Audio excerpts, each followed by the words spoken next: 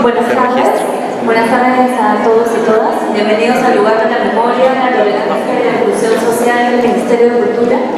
Esta tarde les agradecemos su presencia. Vamos a presentar una ponencia especial con el doctor José Pablo Baraiba, que nos acompaña aquí.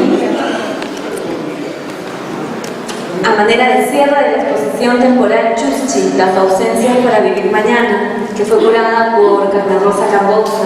Esta muestra se realizó en el marco de impulsar la ley de búsqueda de personas desaparecidas y además impulsar la reglamentación del banco genético, que se ha logrado hace pocos días. La exposición cuenta con textos de José Pablo Baraiba y Juan Carlos Tello, que son miembros fundadores del EPAF. Esta exposición ha sido organizada por el EPAF, la CICR y Defensoría del Pueblo. Quiero darle la bienvenida a José Pablo y muchas gracias por estar aquí.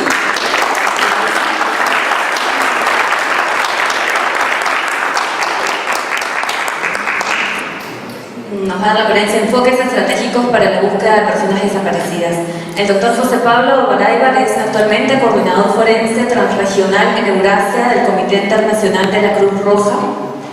Fue experto forense de los tribunales internacionales para Ruanda y la ex Yugoslavia, director de la Oficina de Personas Desaparecidas y Ciencias Forenses de las Naciones Unidas en Kosovo. Recibió el Premio 21 de Naciones Unidas en Kosovo y el Premio Judith Lee Stronach para la Justicia y la Responsabilidad en San Francisco.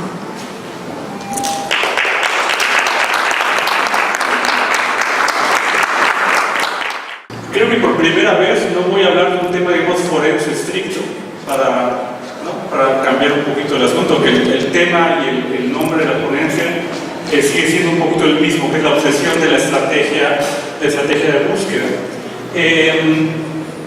Tengo muy pocas diapositivas, pero quisiera solamente hacer unas reflexiones sobre el proceso de búsqueda y qué se puede hacer de alguna manera desde un punto de vista más conceptual para poder aterrizar esto a temas más operativos. Lo que voy a mostrarles ahora tiene mucho que ver también con lo que estamos haciendo nosotros en el campo de la migración.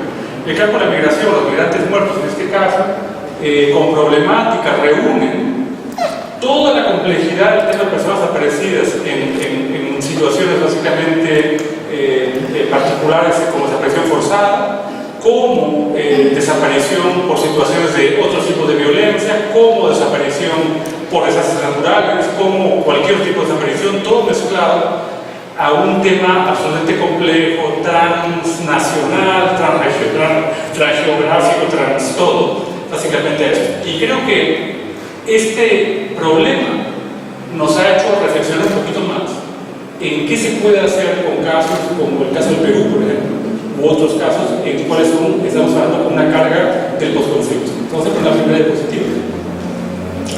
Lo más interesante de todo esto es volver a los orígenes, nuevamente, que para ustedes será una cosa muy abecedaria, vale la pena volver a mencionar. Claramente nadie desaparece, hay que empezar por eso. Sin embargo, la gente desaparece entre comillas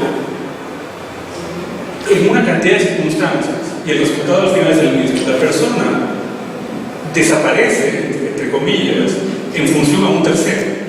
O sea, la persona propiamente dicha puede estar en una mazmorra, presa, donde sea, pero sabe que está viva, ¿no? Esa persona sabe lo que le está pasando. Sin embargo, un tercero no sabe dónde está y esa persona está desaparecida para la otra persona, el familiar en este caso. El tema más importante es que el resultado de la desaparición es la combinación de dos juegos de variables al final, una interacción de variables puntuales, los atributos de una persona en particular y el medio en que se encuentra. Vamos a ponerlo ahora en términos más claros. La próxima, por favor. Aquí no se ve nada con esta luz maravillosa. Supongamos que todas las personas van a tener una cantidad de atributos particulares. La gente viene de alguna parte, la gente cree en algo, trabaja en alguna cosa o no, milita tal vez en algo, tiene una opinión política puntual, está asociada a algún tipo de cosa, tiene algún tipo de edad, algún género, un grupo étnico, nacionalidad, lo que sea. Son atributos personales que no se pueden remover. todos lo tenemos, donde sea. Sin embargo, interactuamos con medios diferentes. Este ejemplo aquí del huaico sería el mejor ejemplo. Si yo soy una familia de bajos recursos que por un tema de tráfico de tierras o lo que fuera, el único acceso que tengo es a un cauce donde va a pasar un huaico, cuando el huaico pasa, me convertiré en desaparecido porque el huaico se va a llevar a mi casa con quien sea adentro. Y mi familia no sabrá nada. De la misma forma, yo estaré en una situación básicamente de no sé, un golpe militar, por ejemplo, y la posibilidad, si yo estudiaba, no sé, San Marcos, con Juan, y básicamente en ciencias sociales, en los años 80 habría una gran probabilidad que, así sea por asociación, simplemente no terminara siendo desaparecido. ¿Por qué no? Igual en una tragedia natural, en un terremoto, sería exactamente lo mismo, ¿no es cierto? El edificio se construyó, se cayó, no sé qué, la gente terminó desaparecida. Una situación de otro tipo de violencia. Acá hay una imagen de la Plaza Matucha que también desaparece gente, ¿no es cierto? Por un tema, digamos, no político, ni tampoco criminal para tal fin, pero la gente termina siendo desaparecida porque estaba tal vez en un lugar equivocado, en un momento equivocado. Siguiente. Entonces, lo más importante básicamente de esto es que al final lo que deberíamos poder hacer es entender las relaciones que existen entre cada persona y el medio, ¿cierto?, con el cual está interactuando. Hay una cantidad de interacciones que existen básicamente entre las personas que son explícitas. Yo soy amigo de Juan, ok, es una relación explícita, pero puede ser que Juan sea amigo de alguien más aquí que yo no soy amigo mío. Entonces el camino más corto será básicamente Juan, ¿no es cierto? Entonces, el tema es que si nosotros pudiéramos lograr entender esas relaciones primero entre las personas, podríamos llegar a otras personas que no estamos viendo. Correcto. Y vamos a mostrárselos en términos más prácticos en un momento. Pero cuando tenemos una carga de casos grande, como en el caso del Perú, más de 13.000, este proceso a mano no da. Como trabajamos con los migrantes, básicamente con una carga de mortalidad brutal y una carga de gente que emigró desconocida, tampoco podemos hacerlo a mano. Más aún en 30 países, es imposible. Siguiente. Entonces, habíamos dicho que cada persona tiene atributos particulares y las formas como nos relacionamos con las personas son también de formas particulares. Siguiente.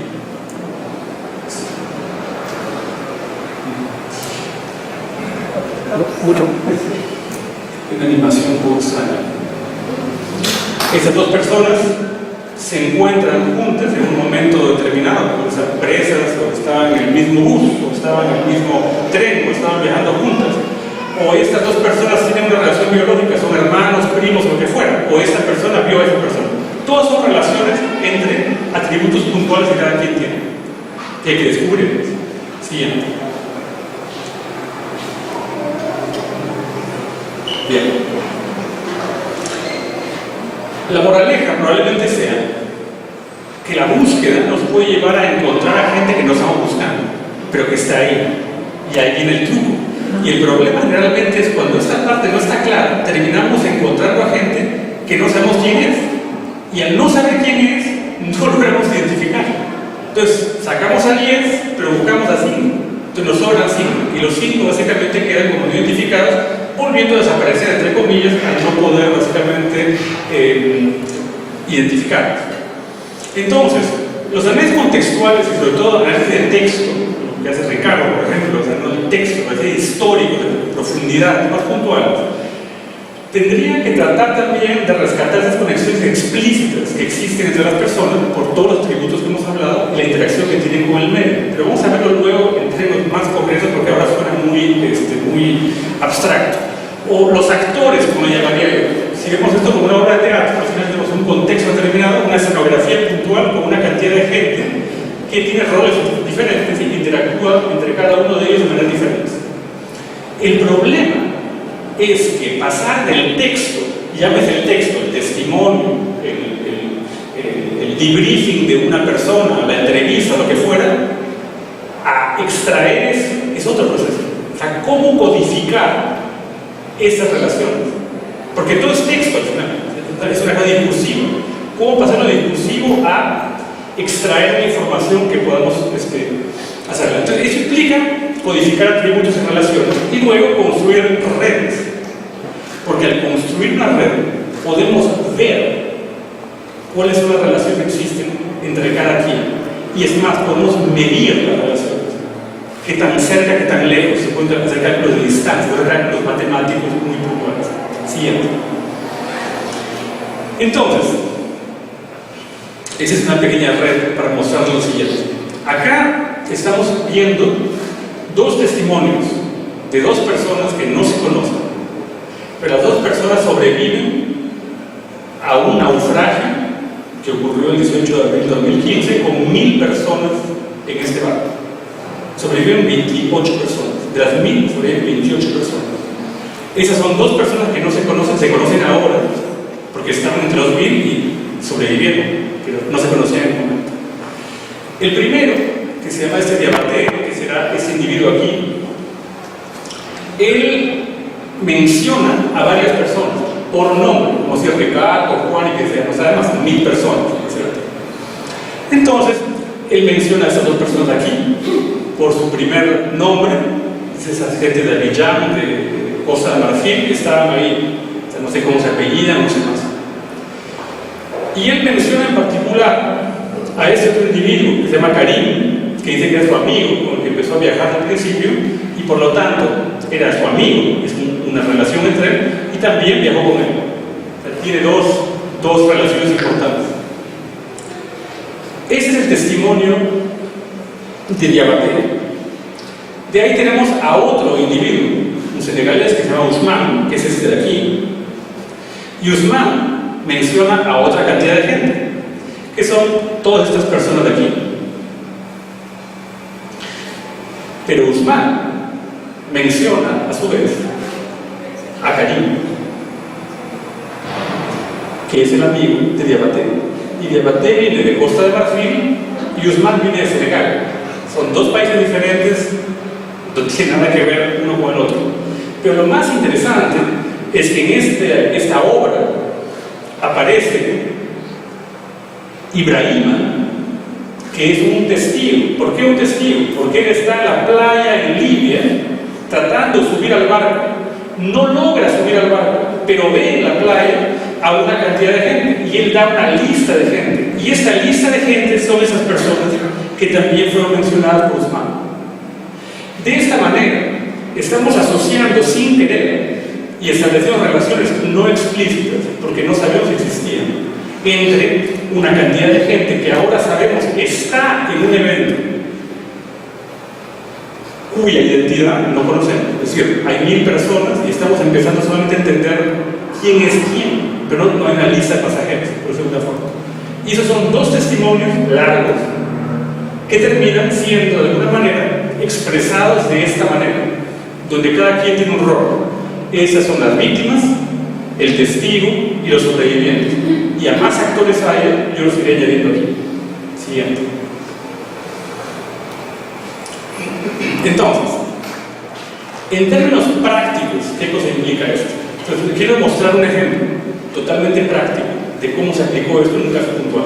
En el mismo evento que estoy hablando. 27 familias abren un pedido de búsqueda, como se hace en la Cruz Roja. Estoy buscando a mi familiar, mi familiar desapareció. Esta gente habría estado en este barco, que iba de Libia a Italia y se hundió. Vamos a buscar a esas 27 familias, que son las que nos pidieron ir a buscar a sus seres queridos. Al empezar a mirar los pedidos de búsqueda, que son solamente un pedacito de papel, en realidad, donde dice, yo busco, o sea, pido que busquen a fulano de tal. Y atrás hay una parte de texto libre para poner cualquier tipo de información. O sea, es mucho menos que un testimonio. Empezamos a establecer algunas relaciones entre esas 27 personas, que tampoco conocíamos. Pues tuvieron 27 papelitos que no estaban ligados unos con otros. Al encontrar a esta gente, el plan era tomar información antemortem, que ustedes conocen, y tomar muestras también para ADN, en este caso. Siguiente. Bien. Esas son las 27 personas. Cada una de ellas pidió, por favor, busquen a mi familia. Hay 27 personas. Siguiente. Al empezar a leer y a unir cada uno de estos solicitudes de búsqueda, estos papelitos, decía, este de aquí viajó con fulanito, o este de aquí conoció a este de acá y a su vez el otro. Estas rayitas, flechitas, indican la relación entre una persona con otra, simplemente. Pero como ven, se van formando algunos núcleos de personas, pero todos están aislados, más o menos. Siguiente. Esas personas se vuelven verdes porque ubicamos a la familia. Tomamos información ante orden, tomamos nuestros paradigmas. Los que están en amarillo es gente que no pudimos ubicar. Gente que existe, pero que no pudimos ubicar. No estaba ahí, estaba en su chakra, estaba donde fuera. Siguiente. Esas personas, en esa entrevista al temor, nos hablan de otras personas, de las cuales no teníamos ninguna idea. Y al hablarnos de esas otras personas, nos mencionan las relaciones que hay entre las demás personas. Siguiente. Luego, aparecen en esta obra los testigos, que es la gente que estaba en la playa, que no logró subir al barco. Y cada uno de ellos empieza a mencionar a la gente que vio. Y esto nos permite empezar a armar una red mucho más grande. Hay gente todavía que no tiene relación con nadie, pero muchos de ellos empiezan a articular la red. Siguiente. Luego entran aquí los sobrevivientes, los mismos que les mencioné hace un momento. Y los sobrevivientes ratifican o mencionan a testigos o mencionan a otras personas más que estarían en el barco. Siguiente. Los sobrevivientes mencionan a los traficantes, que a su vez tenían relación con alguna de las víctimas. Siguiente. Siguiente. Siguiente. Esta es la red hasta el momento. Fuimos a buscar a 27 personas y terminamos con 67 personas que no sabíamos que estaban en ese evento específico. Y acá hay dos temas. Si nosotros nos quedamos buscando a 27 personas, ignorábamos a todas las demás, por un lado. Y si es que hubiéramos asumido que buscamos solamente 27 y luego se encontró 67, nos sobrarían 40. Y esta red va a continuar a crecer mucho más, porque esta red es una red que se origina en un puesto de frontera entre 3 países, y toda esta gente es gente de frontera, que tiene doble nacionalidad o que pasa de un lado a otro. Esta red se va a expandir mucho más y vamos a poder a través de esta red empezar a jalar de la madeja para empezar a sacar otras identidades. Siguiente. Entonces, quisiera aterrizar esto ahora al Perú, porque es muy lindo hablar de migrantes muertos sobre todo. Y quería poner un poquito el acento en dónde estamos.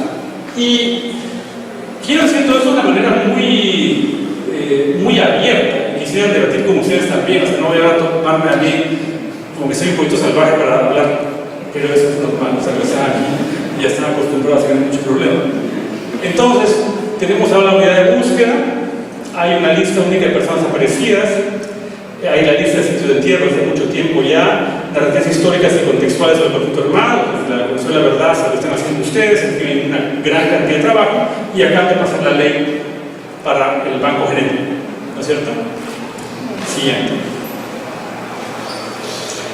La pregunta es a dónde vamos, y ahí está el detalle, como le he dicho Cantinflas. Siguiente. Entonces, porque tenemos un marco jurídico en este momento y un ente de búsqueda, vamos a poder encontrar a los desaparecidos. O sea, esa es la pregunta, y se las hago también a mis queridos amigos, a Marley, por ejemplo, se los pregunto directamente. Esto ya logramos ya todo, ya hemos tenido todo.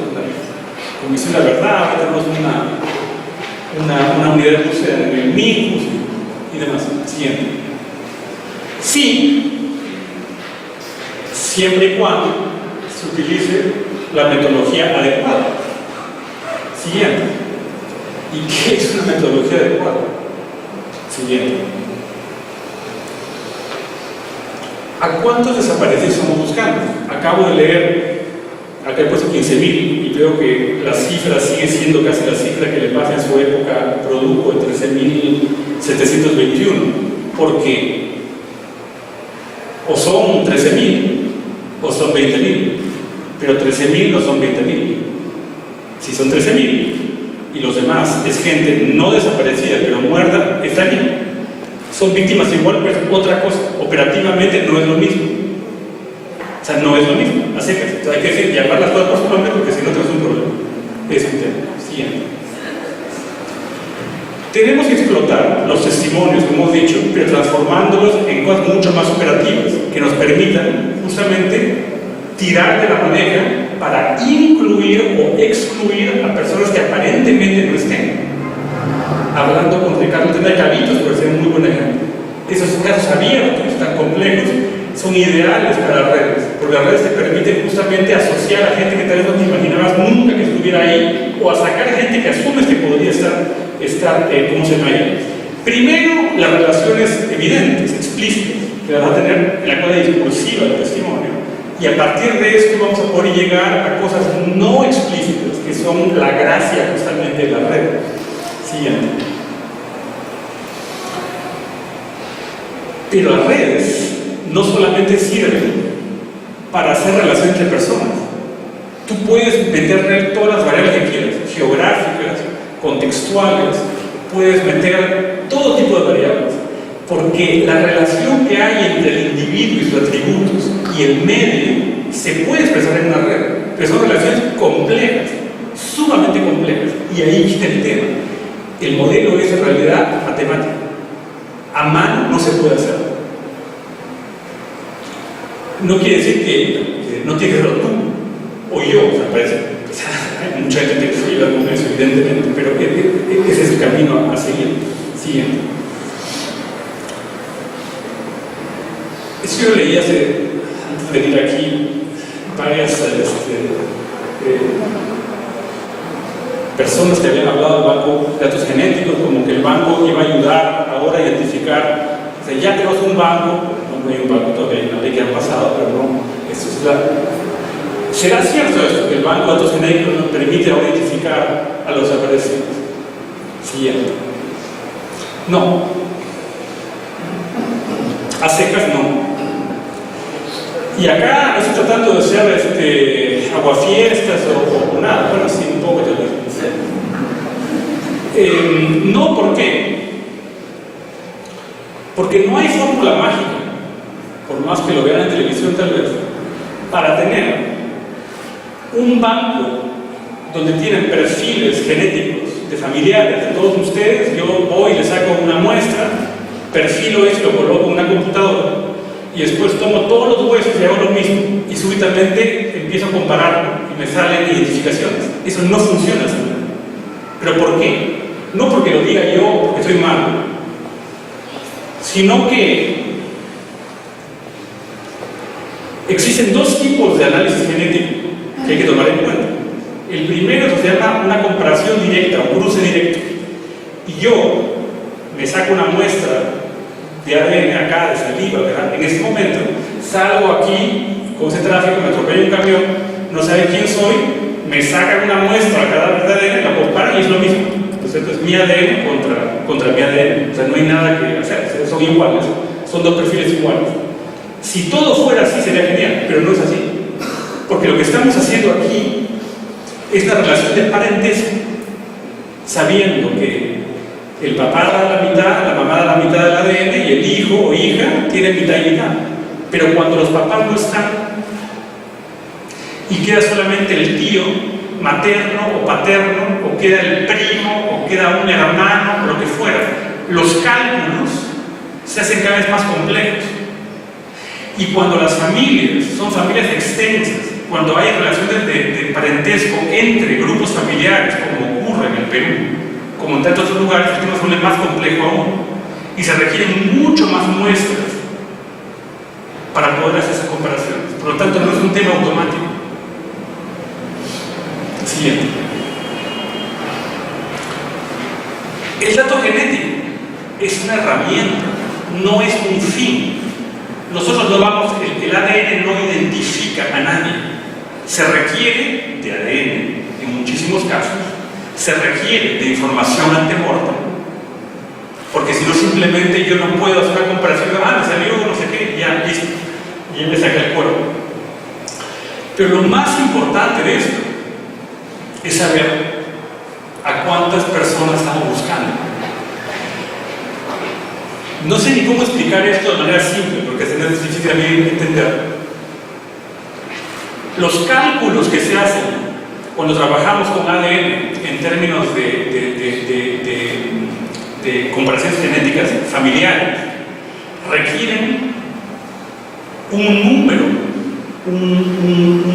número inicial para saber contra quién lo estoy comparando. Entonces yo no puedo decir, he identificado a alguien usando como referencia la población mundial. Yo tengo que saber, ok, tu universo desapareció son cuántos, para yo comparar la probabilidad de identificación contra eso.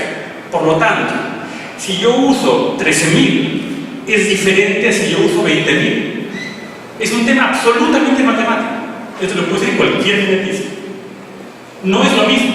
Yo puedo compararlo contra quién, contra 5 personas, o contra 20, o contra 1.000, o 15.000, o lo que fuera. Y por eso el evento o el universo es absolutamente elemental para llegar al cálculo genético, y no al revés. Y es un problema serio respecto a las cifras generales. Siguiente. Bien. No sé si les he dicho algo o no les he dicho nada.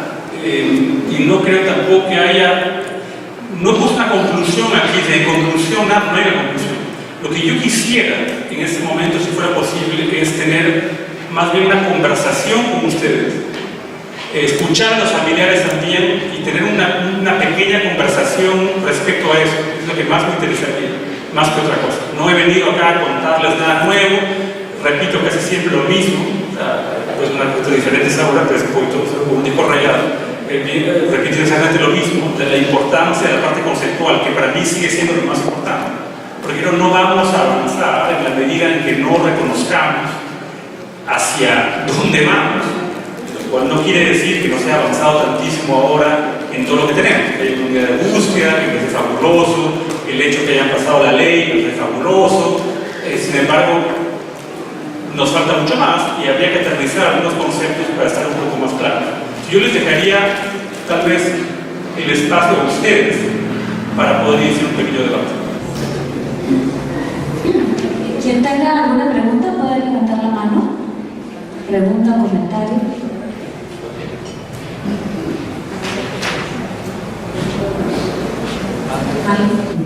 Bueno, primero nuestra preocupación también de nosotros los familiares es justamente también qué personas se hacen cargo de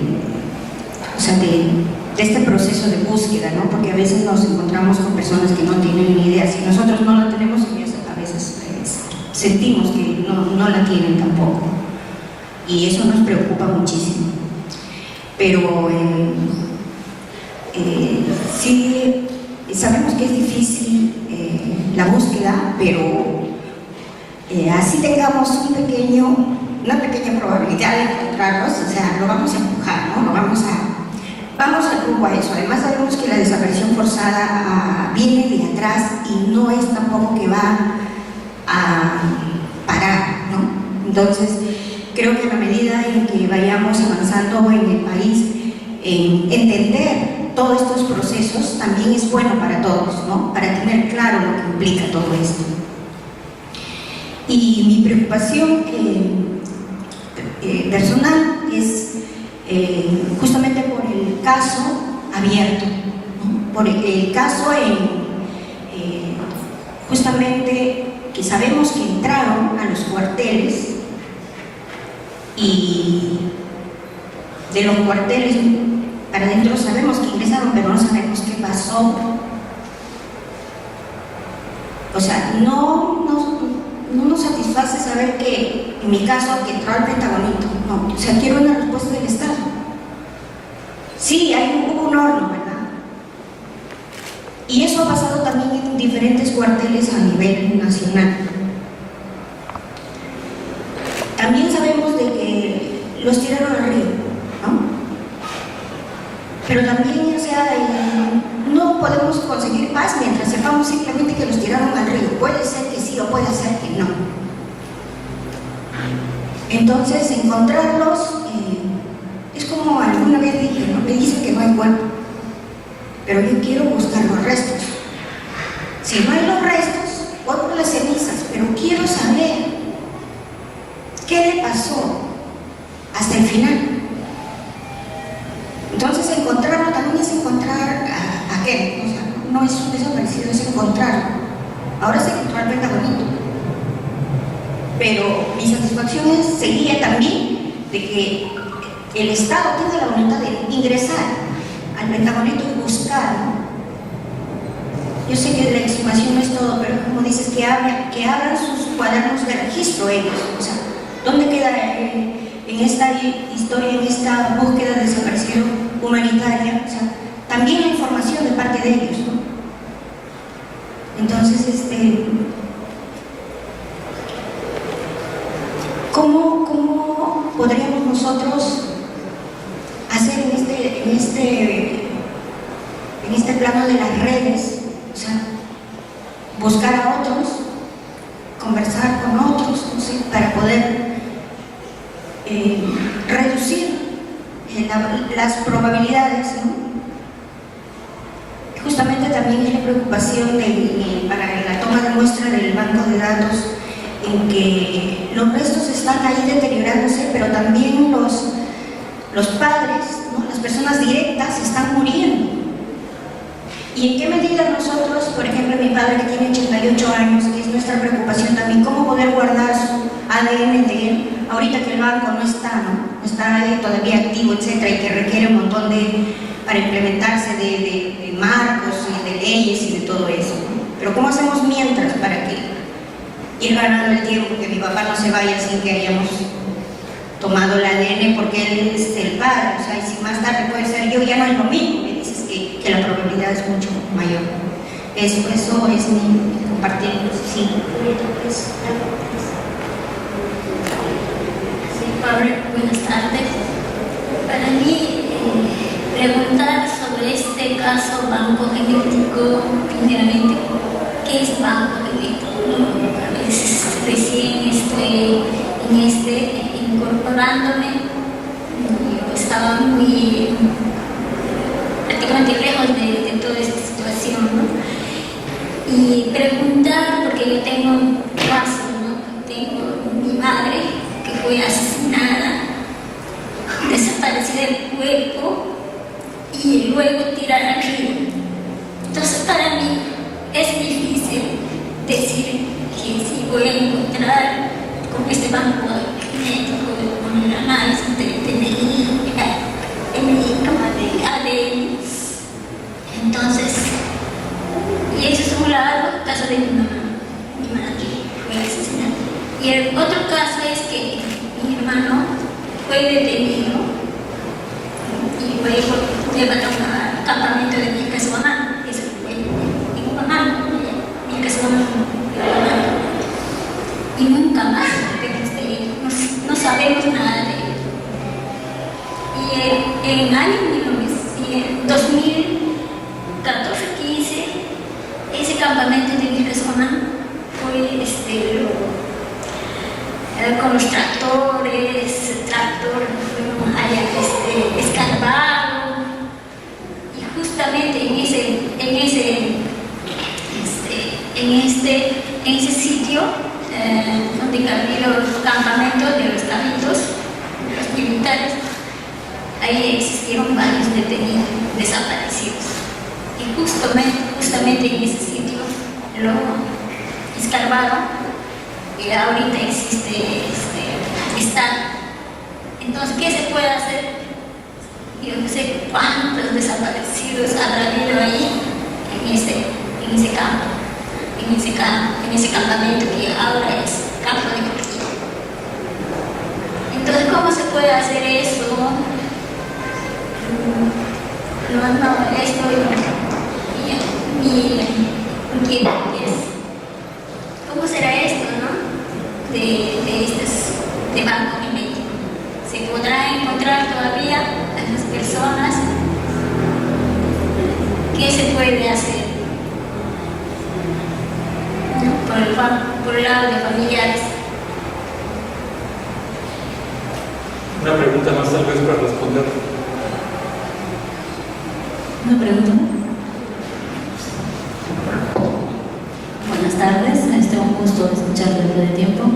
Mónica Mirabal, yo trabajo en la zona del Alto Guayaga y me parece bien interesante lo que propones y me parece también importante lo que has dicho, ¿no? Unificar conceptos y creo que tenemos, todos que apoyar que avance esto, con tener estrategias claras. A mí me lleva a pensar con los ejemplos que han puesto es lo que vivimos allá, ¿no? Y la realidad que se tiene que difiere un poco, si bien es cierto el dolor de las desapariciones es igual para todos los familiares, pero difiere un poco y va a tener que diferir la forma como se trabaja de acuerdo a las zonas también, ¿no? Esto de las relaciones es por lo que puedo ver, bien importante porque allá, por ejemplo, hay mucha movilidad de la gente. Ha habido una movilidad terrible en la zona, ¿no? Por el tema de la coca, por la forma de vida, ¿no? O sea, la gente estaba un ratito aquí, un ratito allá, un ratito volvía acá, trabajar el tiempo de la cosecha acá, sacar la coca por acá, sacar... Entonces, esto para buscar a las personas allá, y como dice acá la señora, como dice Marlene, como dice la señora Julián, tal vez no para encontrar sus cuerpos, ¿no? Sino para saber qué les pasó, que es lo que muchas de las personas es lo que quieren saber qué les pasó. Porque como todos sabemos también en la zona nosotros, la fosa común es el río, generalmente. Hay fosas también, pero la más grande es la del río. Entonces, esto de crear las relaciones, de ver cómo trabajamos allá, cómo vamos a trabajar ahora la dirección de búsqueda, cómo vamos a trabajar en cada zona, es ver qué estamos buscando, a quiénes estamos buscando, cuántos estamos buscando y cómo los vamos a buscar. Esta propuesta de hacer esto me parece bien interesante, justamente porque como que va para poder implementarlo en la zona. Para responder a Marlene y Julia primero, hay dos temas, y eso lo hemos hablado siempre, además. Uno es el derecho que ustedes tienen y todos tienen a saber, independiente de lo material. Si un cuerpo se fue al río, se fue al mar, se incineró, lo que fuera, ese no es tanto el tema. El tema es también qué pasó, o sea, saber. Porque al final es muy fácil decir, ya desapareció, ya no hay nada. Ese no es el tema. Y hay mucha información que se podrá encontrar, como que se ha encontrado, para poder entender qué pasó. Que el Estado tenga responsabilidad y tiene responsabilidad de decir qué pasó es evidente, eso no tiene ningún tipo de discusión, o sea, eso no lo estamos discutiendo. El segundo tema que va con esto es más complejo. Acá tenemos que separar dos cosas. El banco genético es una herramienta para establecer una relación entre familiares y un presunto resto. Si no hay resto, no se puede comparar con nada. O sea, esa es la verdad, o sea, no es un tema, o sea, no quiero ser malo, simplemente así es. Es un tema que yo puedo comparar con algo. Si no hay nada con qué comparar, no, nada, es una cosa. El segundo tema, ¿qué pasa con los familiares que están ahora o muy viejitos y los que ya se han muerto? Porque se han muerto mucha gente. Y mientras esperamos que se haga esto, bueno, hay muchas cosas que se pueden hacer. Hay muchas cosas que se pueden hacer desde la casa, aunque les vuelve absurdo, desde la casa hasta de maneras más organizadas. Un cepillo de dientes. Tu papá usa un cepillo de dientes una semana. Tú agarras el cepillo de dientes, lo secas al aire y lo colocas en un sobre de papel y los lacas. Y lo pones en un espacio seco. El ADN de tu papá está en ese expediente y se podrá extraer más adelante. Hay técnicas más sofisticadas, ciertamente. Yo supongo que esa Susana que se escondió allá presente, yo supongo que puede ser que inclusive la delegación de 6R en el Perú tenga alguna idea respecto a eso, que no es muy complicado básicamente poder darle a las familias tampones bucales para que se tomen una muestra y la guarden hasta que el banco funcione. Ese no es tanto el problema.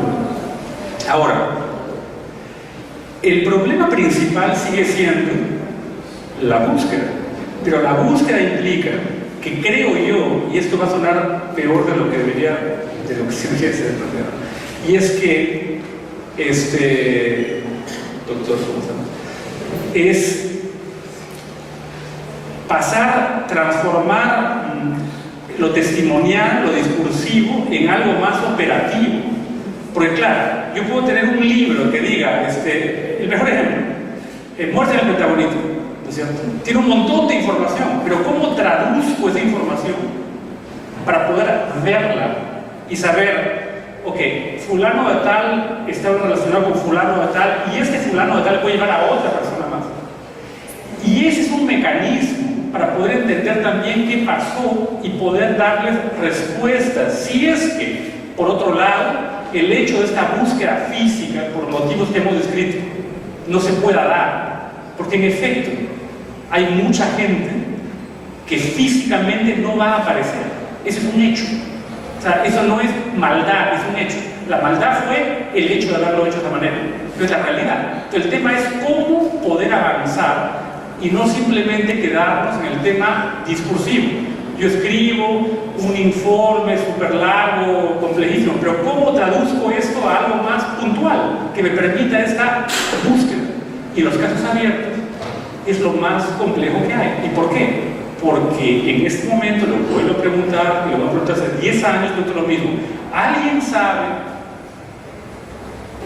cuánta gente entró a los cabildos? ¿Sabemos cuánto? 100, 200, 500, 600, 628, ¿cuántos? Nadie lo sabe. ¿Con quién trabajaba los cabildos? Sí, trabajaban con todas las bases, pero ¿cuál era el modus operandi que tenían específico? Yo no quiero saber, sí, Vilcas se comunicaba con cabildos también, Papa Cangallo, no me interesa eso, quiero saber cuántos vuelos salían por semana, por día, cuántos helicópteros, porque cada uno costaba $5,000 por vuelo, quién lo autoriza. A eso me refiero, que simplemente no lo tenemos. O sea, tenemos lo general, no lo particular, lo general.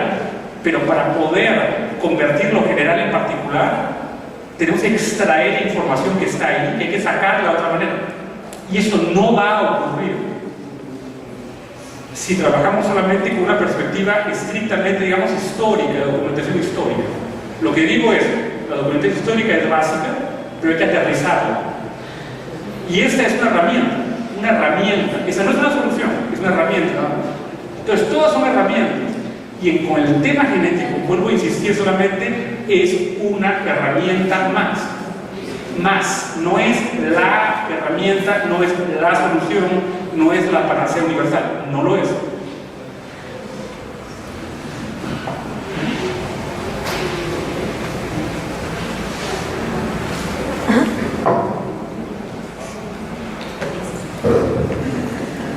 Gracias.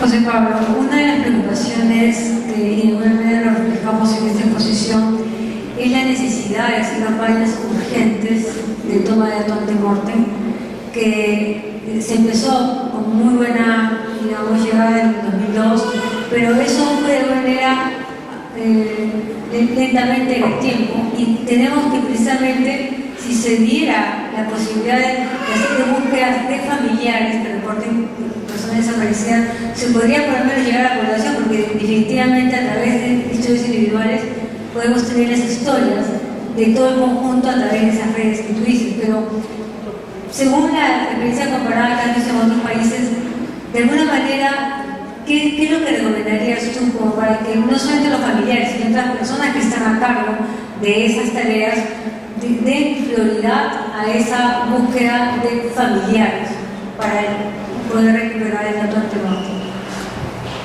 si hablamos que han pasado 16 años de las campañas masivas que se hicieron en la época, cuando el tema de ADN no estaba considerado, porque o sea, ni siquiera te pensaba en eso, tenemos 16 años de atraso, ¿no? Lo cual ya tenemos que hay que vivir ya con una carga de casos que van a ser casos básicamente críticos.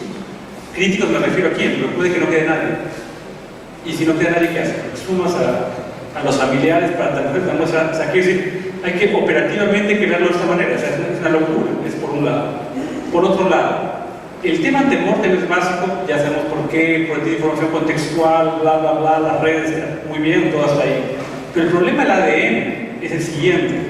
El ADN se requiere ser tomado, reconstruido genogramas, por ejemplo. Porque el problema, y o sea, a mí me enerva cuando se habla de tan irresponsable del ADN. No, el problema es básicamente que hay gente que es mi hijo y en realidad no era su hijo, era el ahijado o lo que fuera. Es muy común. Y les voy a contar una anécdota para que no suene esto peor. Trabajando en África, por ejemplo, las sociedades africanas son muy parecidas a nuestras sociedades, en el sentido que son familias grandes. Si el papá se muere, el tío lo adopta, de hecho, ¿cómo se llama esto? Como su hijo. Y cuando le pregunta a la familia, ¿es su papá? Sí, es su papá. Una hora después de entrevista dice, bueno, es decir, soy su papá, pero no es mi hijo, porque en realidad él era hijo del hermano de no sé quién, y yo lo adopté conmigo. Y allá, por ejemplo, no existe la categoría primo. La categoría primo es una categoría tanto occidental. Todos son papás, todos los hermanos del padre son los papás, la mamá, una sola madre, eso sí, una sola madre, las demás son tías, y después son hermanos y hermanas. Punto. Entonces tú puedes ser tu primo, es la categoría europea. Entonces es tu primo, eso no quiere decir absolutamente nada, no es mi hermano. Pero para temas genéticos, no es lo mismo un primo que un hermano. Y es un primo primero, segundo, tercero. Ese es el problema. Entonces, lo que quiero decir es, no es decir ya hay un básico, una ley. Es mucho más que eso. Es decir, mientras estamos discutiendo el cómo, el quién lo va a perfilar, dónde lo guardan, en qué sistema, la gente sigue muriendo. Entonces son dos temas importantísimos y impostergables. Uno es el tema antemortem y luego reconstruir quién queda para tomar una muestra. Y al final puede ser, espero que no, que lo que salga de ahí, lo que emerja de ahí sea que hay muy pocas familias que puedan dar muestras que puedan servir para algo. Es la parte más compleja. ¿Cuántas familias existen que tengan muestras utilizables? Si te queda un hermano, te queda una hermana, te queda la mamá, y traduce eso a costos, ¿no? Hay que traducir eso a costos. Pero quiero decir, estamos hablando acá de usar perfiles nucleares, ¿no? Pero básicamente si tienes solamente un miembro de la familia, el cálculo de probabilidad se vuelve mucho más complejo y tendrás que usar otros marcadores más, y es más dinero. Pero no es de más dinero, sino que el laboratorio que lo haga tiene que ser capaz de hacerlo. Esto no es una receta de cocina, o sea, no es un tema que hago no sé qué y después mañana hago no sé cuánto. No funciona de esta manera. Entonces, por eso digo, es una herramienta. O sea, no estoy no trato de ser negativo, sino de ser objetivo, yo estoy en eso. O sea, que ya pasan muchos años para seguir contando unos cuentos.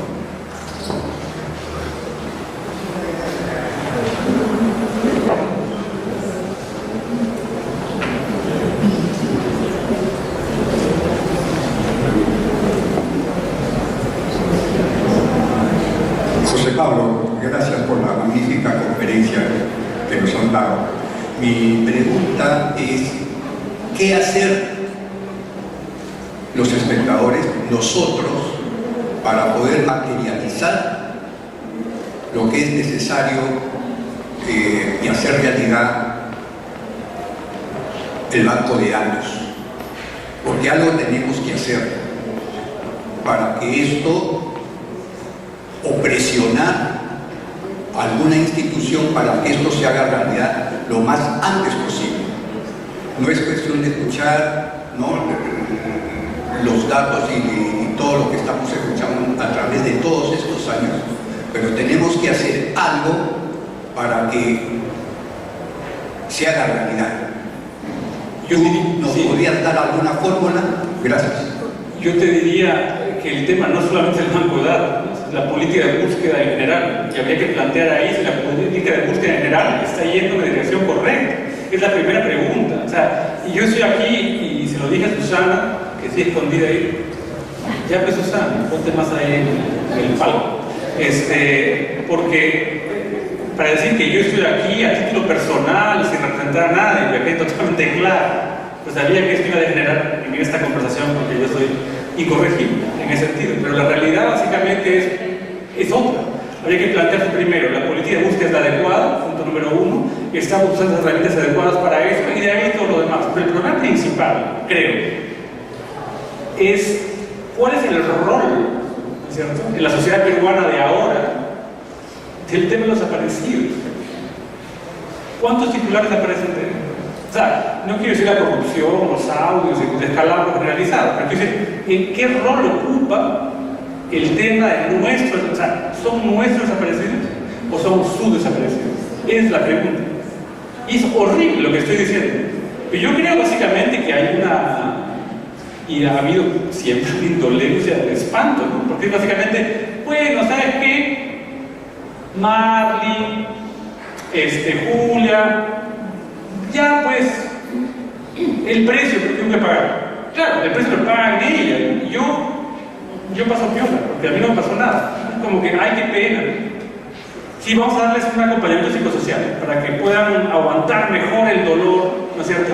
Y lo van aguantando ahí y ya, ¿no? Pero en realidad es eso. O sea, ¿en realidad es eso o no? O sea, quiero decir, porque estoy diciendo una barbaridad. Porque no veo yo en ese momento que, digamos, el país, que hay algún tipo de... Hasta en Chile no han ido los jugadores a poner unas ofrendas del Estado Nacional hace unos días, básicamente esto. En Argentina, done sangre para el banco de datos de personas desaparecidas. Yo no veo, o sea, vi la vez pasada que el Estado de Alianza Lima lo estaban pintando del banco, no sé qué, pero quiero decir, no veo acciones básicamente contrarias. Las acciones son de otro tipo. Entonces la pregunta principal es esa. Entonces, ¿qué podemos hacer?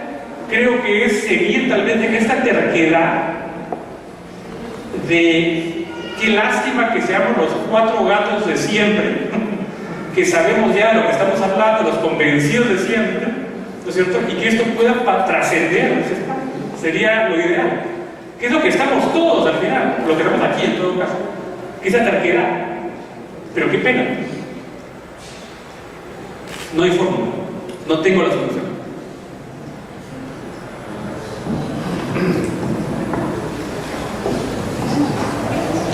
¿Cómo estás?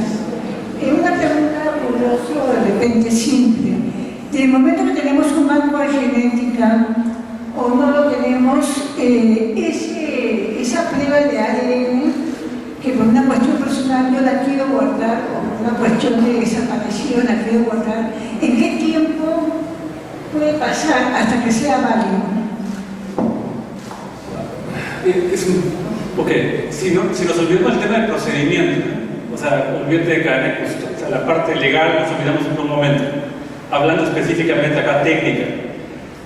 Si las familias en ese momento, más aún con personas muy mayores, pudieran recibir, por ejemplo, ¿por qué no el CICR, un tampón bucal?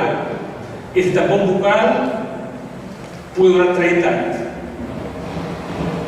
Que no es sangre, nada, es que te abre la boca, te lo pasas por el cachete nada más, pero son células epiteliales y ya, nada más, y lo guardas y punto, por 30 años. En realidad esto de acá es, en muchos países en ese momento hay pruebas de ADN para temas de ancestralidad, ¿no? Hay propagandas en la televisión, los has visto, probablemente ancestry.com, que dice sus orígenes, no sé qué, y te mandan un tampón bucal, te lo sacas tú y lo mandas por el correo y te dicen, ah, usted era peruano, no sé, ¿ya? No era alemán, sino era de origen inca y no sé qué, ya una maravilla, o sea, va por el estilo. Entonces hay jugadores de fútbol que, ¿cómo se llama?, salen haciendo esta propaganda y no sé qué. Entonces que no es descabellado que las familias puedan tomar una iniciativa respecto a esto, porque es un hecho. Madeleine ha dicho, su papá tiene 88 años, quiere decir, o sea, quitarle el derecho finalmente a que esa muestra pueda llegar a un banco eventualmente, sería más que cruel. Ahí está, ahora sí.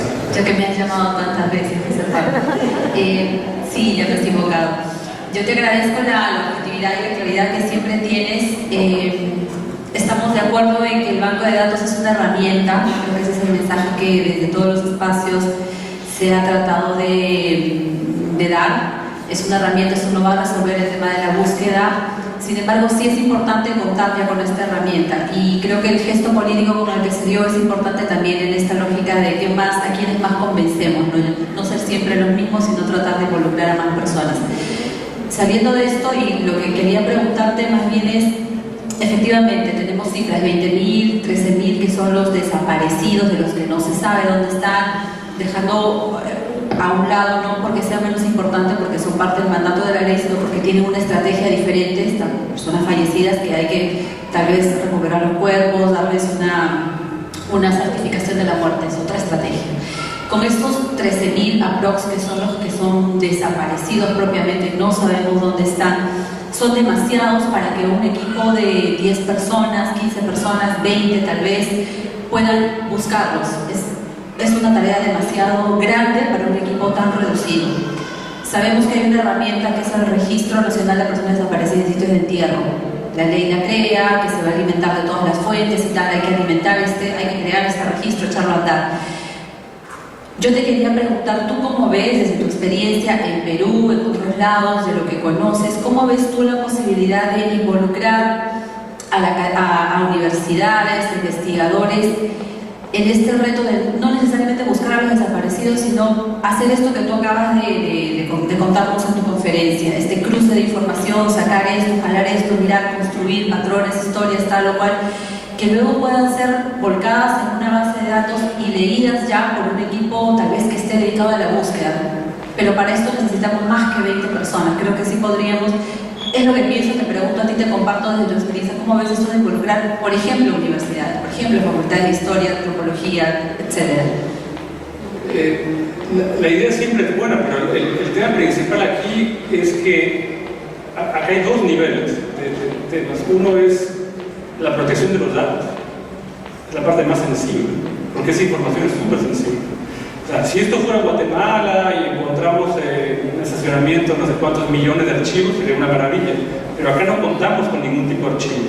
Y claramente, al pasar tanto tiempo, creo que muy poca gente ha dicho nada y ha contado nada, y creo que tampoco esto va a ser lo más popular que hay. Puede ser que haya gente que quiera hablar en condición de anonimidad total y quiera dar su historia y contribuir a esto.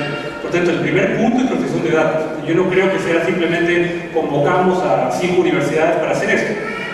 Menos que, o sea, más que a quien requiere esto aquí, son a físicos, especialmente físicos, que trabajen con redes complejas. Eso no es un tema para historiadores, ni para antropólogos, ni para nada por el estilo. Ellos son los que van a decirles un poco ese problema. Pues es un problema matemático. Ahora, la forma de hacer esto, hay muchas formas de hacerlo. Uno puede empezar con un caso de estudio en particular, por ejemplo, los cabillitos, como decía Ricardo, una posibilidad o algo más pequeño, más cerrado todavía, que pueda servir para validar una metodología. Pero en realidad, creo yo que debe ser al revés.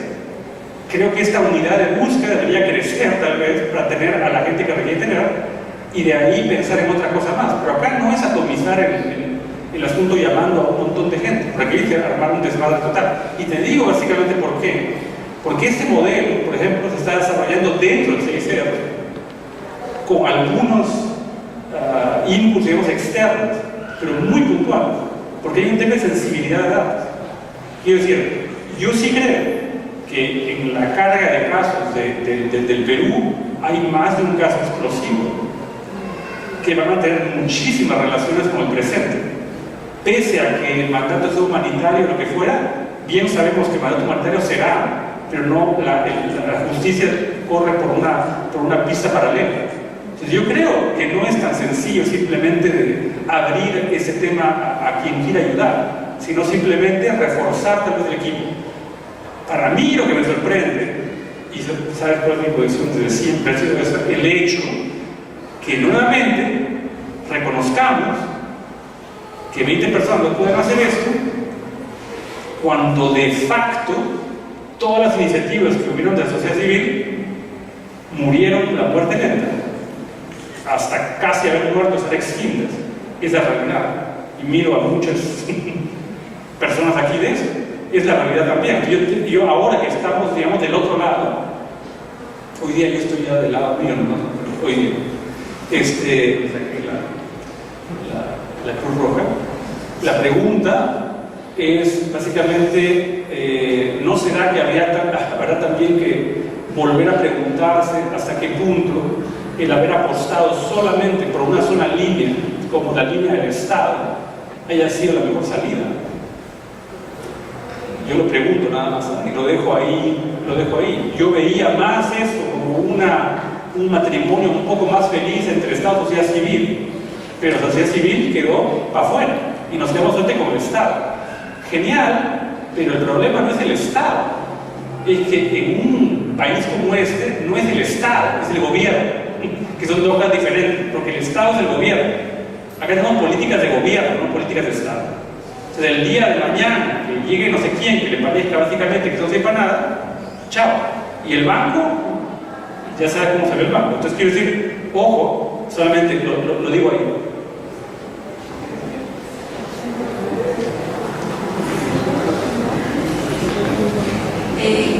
Buenas tardes a todos, muchas gracias por la exposición.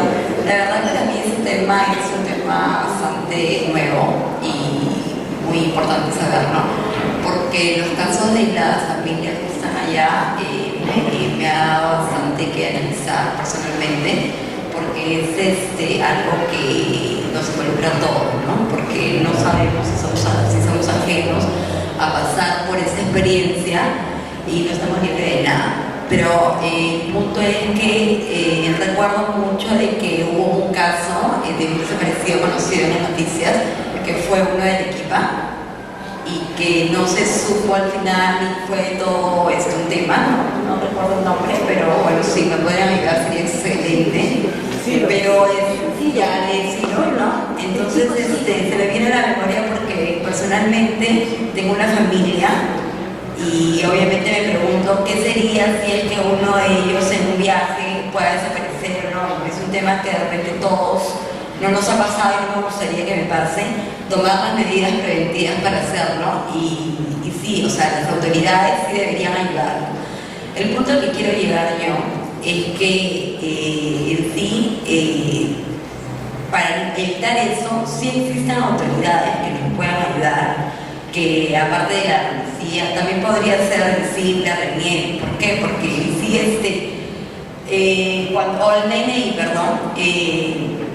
cuando uno hace estadísticas, ¿no? Y va a monitorear tu casa y te tocan, entonces la puerta te dice ¿cuánta gente vive en tu casa? ¿No? Entonces obviamente muchos asesinatos pasan dentro de casa sin querer saberlo, y es así la cruel verdad que existe en muchos casos que no desconocemos. De repente en Lima no es, pero en provincia lo pasa. O sea, yo trabajo en un giro de negocio que es un tema también de trata y esas cosas, y sé que son delicadas, fuertes para muchas personas porque no es común escucharlo y es delicado, pero me gustaría saber cómo es el caso, porque me llamó la atención de lo que tocaste, del tema de los cepillos, o sea, cómo verlo del ADN, porque me gustaría saber cómo podría yo, de repente, no sé, o sea, si yo voy a vivir con personas ajenas porque quiero independizarme y tengo que analizar e investigar con quién estoy tratando, cómo poder saber con quién estoy alrededor, ¿no? O sea, qué examen para poder tomarme sin llegar al ADN a hacerlo. No entiendo mucho la pregunta, pero me estás preguntando cómo el ADN te podría ayudar a a perfilar a otras? Personalmente nunca, o sea, y te lo digo así ciencia cierta, como no se me ha dado la oportunidad porque soy joven todavía, y no he tomado mucho de la soy soltera, no tengo hijos y me gustaría saberlo, porque ese examen sirve para varias cosas y quisiera que me ayudes, porque no me gustaría llegar a los casos que pasan acá, personas oyentes y ponentes que están acá, y cómo protegerme, ¿no? Porque yo creo que uno se protege porque se cuida de muchas cosas y las cosas que parece suceden, o sea, de verdad que siento bastante personas afectadas y me gustaría ayudarlas, ¿cómo? Pero yo no soy quien, ¿no? Porque no soy una autoridad para hacerlo, ¿sabes? Soy una profesional que soy auditora, pero no estoy especializada en el área forense, por eso de repente si lo fuera, sí lo podría hacer. Tengo cómo hacerlo, ideas, pero ¿quién más tú que eres un experto que me podrías ayudar? Tal vez podremos discutir luego, porque la pregunta es mucho más fuera tal vez del marco de eso, pero podemos discutirlo luego. Si no te vas, te lo respondo luego. Si alguien más quisiera tal vez.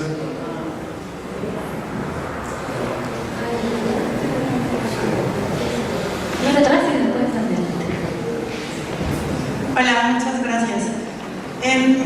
¿Podrías profundizar un poco más en este último comentario que hiciste sobre preguntarnos si la apuesta con esta relación, con este matrimonio, con el Estado era la más, o sea, fue como la más fructífera? O sea, ¿a qué te refieres con eso?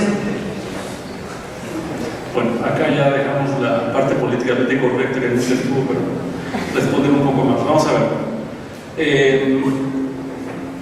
Cuando se empezó esto, el primer experimento, digamos, en estos años, desde muchos años de este tema en Churchill, fue la época en que el EPAF, el Equipo de Comunidad Forense, se creó.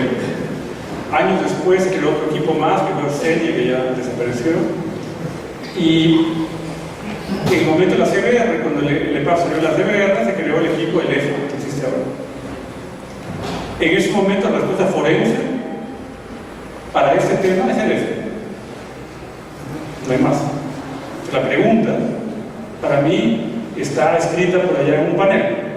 865 casos de restituciones de restos.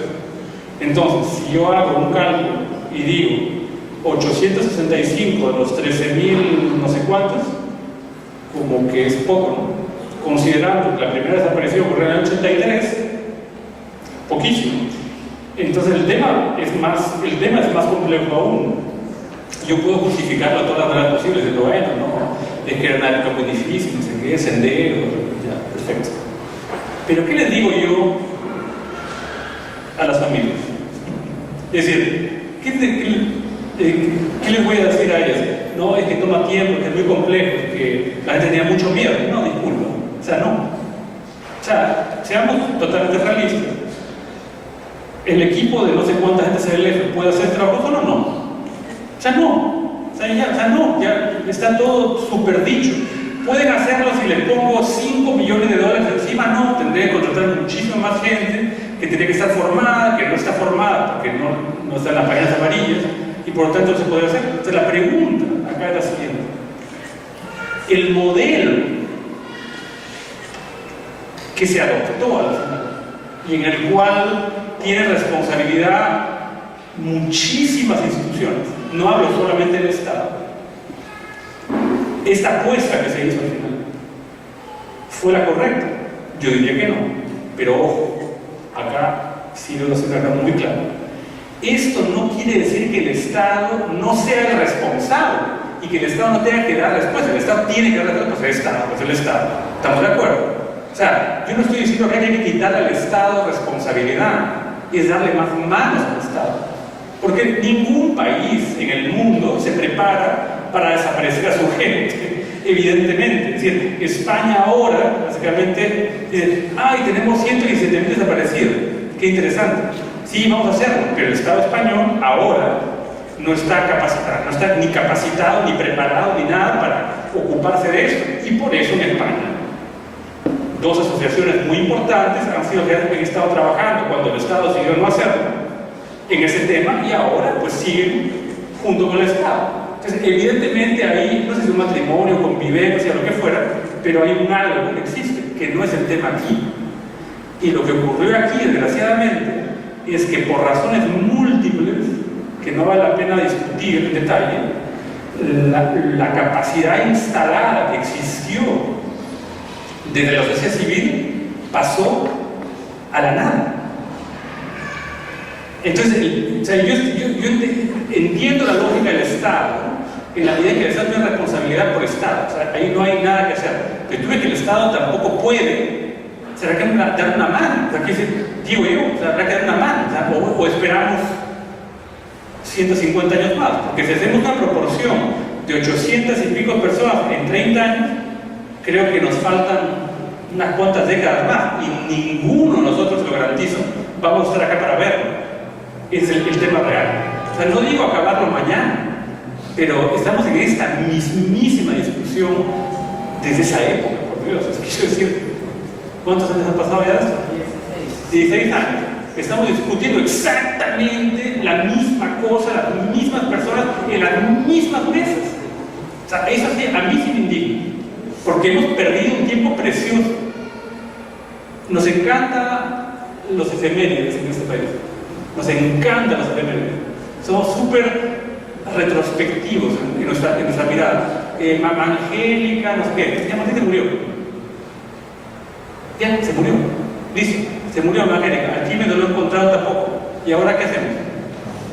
Ya, un símbolo más, pero no, Mamá Angélica, exhibición, genial. Pero el tema no es seguir esperando, viendo cómo la gente se muere, sino hacer algo al respecto. Entonces digo yo, si somos 4 gatos, o si en el Estado son 4 gatos que no pueden hacerlo, porque no es porque sean brutos, es que no tienen más manos, o sea, es inmaterial, ¿no? ¿Cómo? Ciertamente, es lo que hay. Entonces, o se mete una inyección de ayuda, de apoyo, pero eso implicaría también tener una visión un poco más conjunta sobre eso, que no la tenemos. Y yo me acuerdo mucho de eso, donde empezó esa no visión, empezó aquí. O sea, me acuerdo, o sea, he visto ahora hacer un flashback total, pero me acuerdo perfectamente la no visión común que había ya en ese momento. ¿Qué son celos absurdos? Al final, pues estamos jugando con la familia. Y vamos a pasar para la última pregunta. ¿Sí?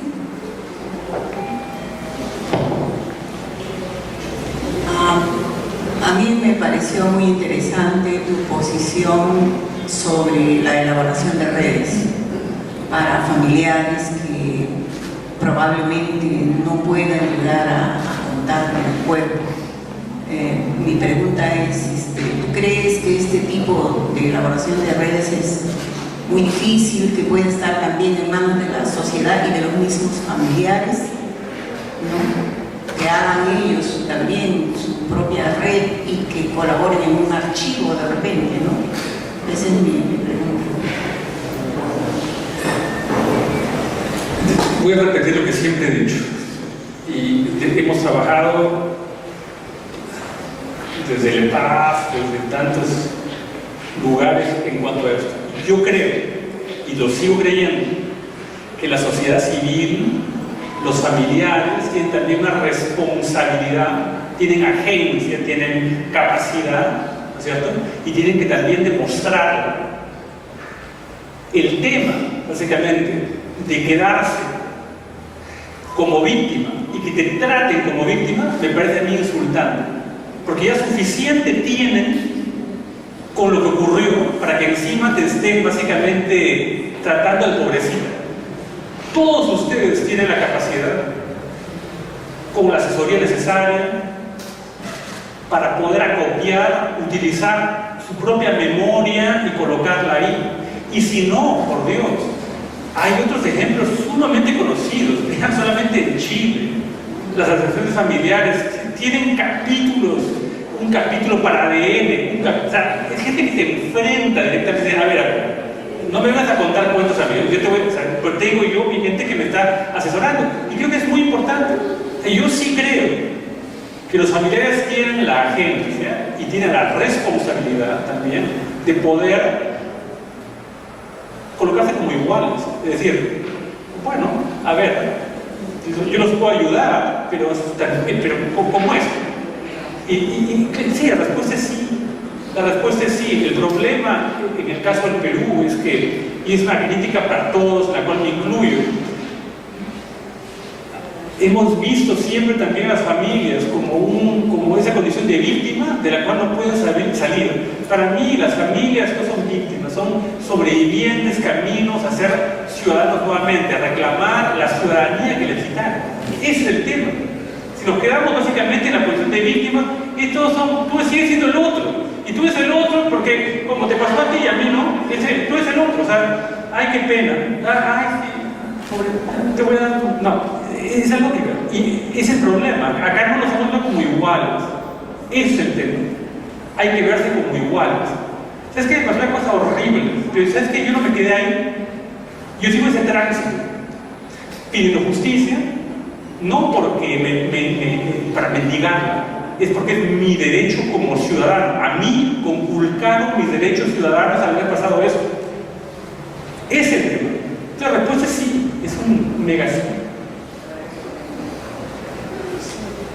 Bueno, entonces queremos agradecer a José Pablo Araiza por estar aquí esta tarde de domingo y a todos ustedes también.